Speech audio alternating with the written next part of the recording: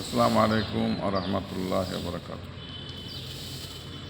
ফুরফুরা শরীফের মুজাদ্দিদুজ্জামান দাদা হুজুর কিবলা রাহমাতুল্লাহ আলাইহি হুজুরের ওসিয়তনামাটা গত পর্বে পড়েছিলাম 29-30। এই পর্বে আমি পড়ছি 31 ও 32। 31 নম্বর হচ্ছে নিজের হাতে নাড়ি কাটা শরীয়তে কোনো বাধা নাই, ইহা হজরত আদম আলাইহিস সালাম এর সুন্নাত হইতেছে।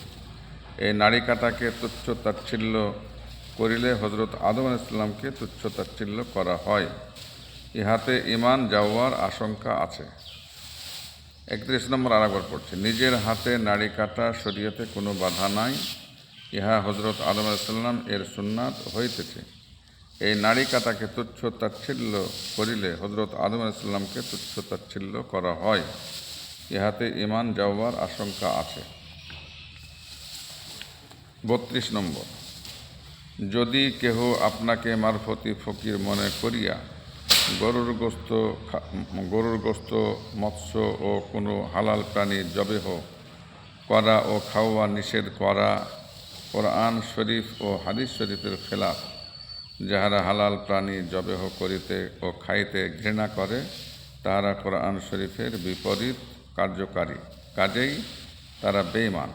32 নম্বর আরেকবার, যদি কেহ আপনাকে মারফতি ফকির মনে করিয়া গরুর গোস্ত, মৎস্য ও কোনো হালাল প্রাণীর জবেহ করা ও খাওয়া নিষেধ করা কোরআন শরীফ ও হাদিস শরীফের খেলাফ, যাহারা হালাল প্রাণী জবেহ করিতে ও খাইতে ঘৃণা করে, তাহারা কোরআন শরীফের বিপরীত কার্যকারী, কাজেই তারা বেঈমান। আজকে পর্যন্তই।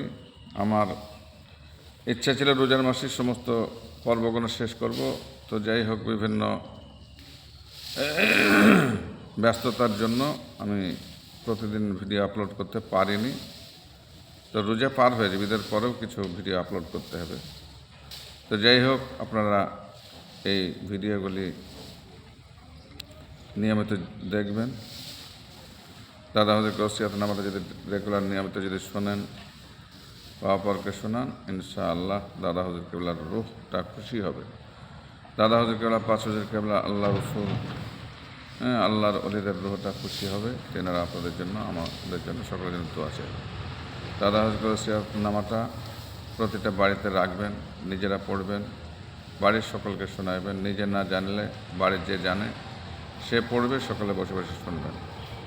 এটা যদি আপনারা রেগুলার নিয়মিত যদি করেন, ইনশাআল্লাহ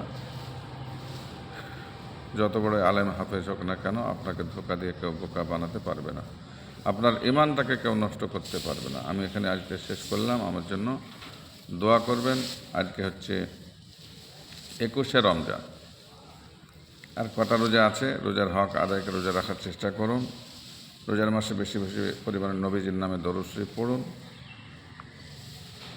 আমার জন্য দোয়া করবেন, আমি আপনাদের সকলের জন্য দোয়া চাই। আসসালামু আলাইকুম ওয়া রাহমাতুল্লাহি ওয়া বারাকাতুহু।